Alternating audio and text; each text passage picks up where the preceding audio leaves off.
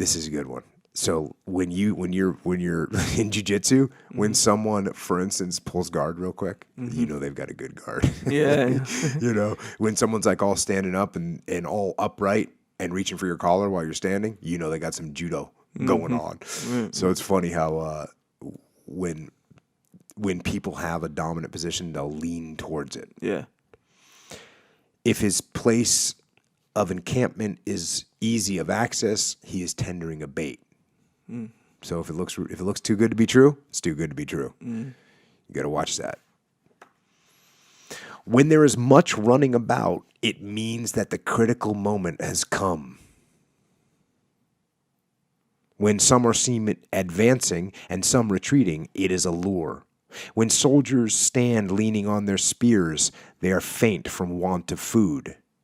If those who are sent to draw water begin by drinking themselves, the army is suffering from thirst.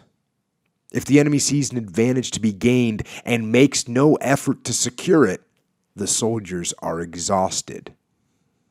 If birds gather on any spot, it is unoccupied. If there is disturbance in the camp, the general's authority is weak. If the banners and flags are shifted about, sedition is afoot. When an army feeds its horses with grain and kills its cattle for food, and when the men do not hang their cooking pots over the campfires, showing that they will not return to their tents, you may know that they are determined to fight to the death. The sight of men whispering together in small knots and speaking in subdued tones points to dissatisfaction amongst the rank and file. Now, all those right there, what I really like about those, because some of them obviously are a little bit archaic, you know, people leaning on their spears, people not putting out their cooking pots. Those aren't things that we're going to see today. But what's so key about this is how observing how people act can tell you much more if you're paying attention to it. Yeah. You know, you see people talking amongst themselves in small group, there's a problem going on. Yep. You know, those are the kind of things that you got to be aware of, especially as a leader. When you're in a leadership position and you see and you look and you watch and you listen.